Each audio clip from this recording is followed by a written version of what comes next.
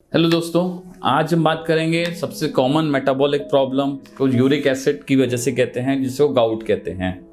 तो gout exactly होता क्या है? गाउट एक तरह का गठिया ही होता है जिसका वजह से जो यूरिक एसिड की वजह से होता है कि जहाँ पे यूरिक एसिड की मात्रा हमारे ब्लड में बढ़ जाती है और वो इतनी बढ़ जाती है कि वो कई बार जॉइंट्स पे जाके अटैक करती है और वहाँ पे जॉइंट को सुजा देती है।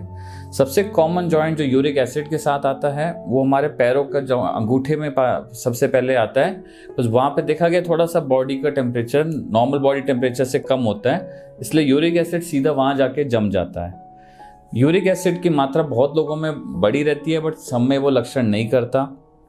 कईयों में वो 7.58 पे रह के भी इतनी तेज अटैक दे सकता है कि जिसमें जॉइंट में दर्द आना, सूजन आना, मूवमेंट रिस्ट्रिक्शन हो जाना सारे बड़े कॉमन सिम्टम होते हैं। और यूरिक एसिड का अटैक इतना सिवियर होता है कि बिल्कुल ही कभी भी आप भूलेंगे नहीं अगर कभी भी लाइफ में एक बार भी ऐसा एक्सपीरियंस किया होगा। अब बहुत टाइम लोग बोलते हैं कि यूरिक एसिड तो हमारा बहुत टाइम से हाई चल रहा था, बट अटैक क्यों आया? तो अटैक के बहुत सारे पोटेंशियल ट्रिगर्स रहते हैं। वो आपकी डाइट की वजह से भी ट्रिगर हो सकता है, क्योंकि आपने कुछ भी नॉनवेज खाया, खासकर मटन वगैरह या फिश खाया या कोई और सी फूड खाया तो उस पर बड़ा हाई कंटेंट होता है। अल्कोहल है, उसकी वजह से भी ये ट्रिगर हो जाता है। एक्सरसाइज ज़्यादा करी, बॉडी का इंटेक ठीक नहीं है पानी का, तो वो भी यूरिक एसिड को प्रेसिपिटेट कर देता है। तो आपको ट्रिगर्स इवेंचुअली जानने ज़रूरी हैं कि क्या चीज़ एक्जैक्टली है जो मेरे उसको ट्रिगर कर रही है।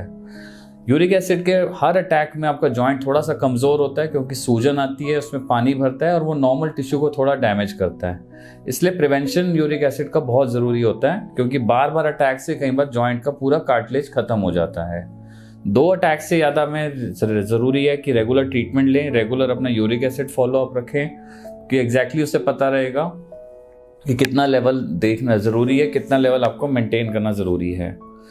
यूरिक एसिड के साथ साथ डायबिटीज़ आना, ब्लड प्रेशर आना, कोलेस्ट्रॉल आना काफ़ी कॉमन होता है, क्योंकि यूरिक एसिड की प्रॉब्लम काफ़ी लोगों में यंग मेल्स में ही पाई जाती है, क्योंकि वहाँ पे जेनेटिक प्रॉब्लम डेफिशिएंसी ज़्यादा होती है एंजाइम्स की, जो यूरिक एसिड को ब्रेक करती है। जब उसकी मात्रा कम होती है तो बाद में सारे लक्षण भी साथ साथ आने शुरुआत हो जाते हैं। ओबेसिटी, मोटापा आजकल बहुत देखा गया है, वो भी एक बहुत बड़ा रिस्क फैक्टर है इन सारी बीमारियों का स्टार्ट होने में, इसलिए वेट हमारे चेक में रहना चाहिए। अब हमारे देश में थोड़ा सा एक कॉमन मिथ है कि फीमेल्स में भी यूरिक एसिड की दवाइयाँ स्टार्ट कर देते हैं। वो चीज़ हमारे को बिल्कुल ध्यान रखना है कि फीमेल्स में अनलेस कोई सेकेंडरी प्रॉब्लम है तो यूरिक एसिड बिल्कुल खुद से ट्रिगर नहीं होता। उसमें कभी कोई किडनी प्रॉब्लम हो या कोई ऐसी दवाई ले हो जिससे यूरिक एसिड बढ़े तो ही फीमेल्स को यूरिक एसिड अटैक देता है, नहीं तो जब तक मेनोपॉज तक फीमेल्स बहुत प्रोटेक्टेड रहती हैं। अननेसेसरली उनका उस चीज़ को लेके इलाज ना करें, और अननेसेसरी उसमें हमारे दूसरी बीमारियां भी मिस हो जाती हैं कि कुछ और चीज़ की वजह से जॉइंट पेन आ रहे हो तो वो उसमें प्रॉब्लम कर देगा।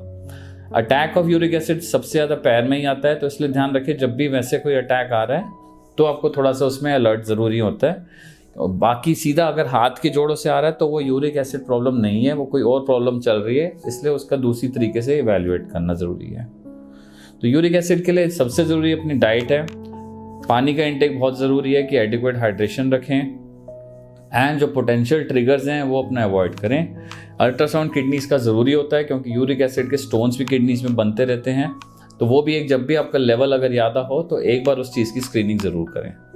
Thank you.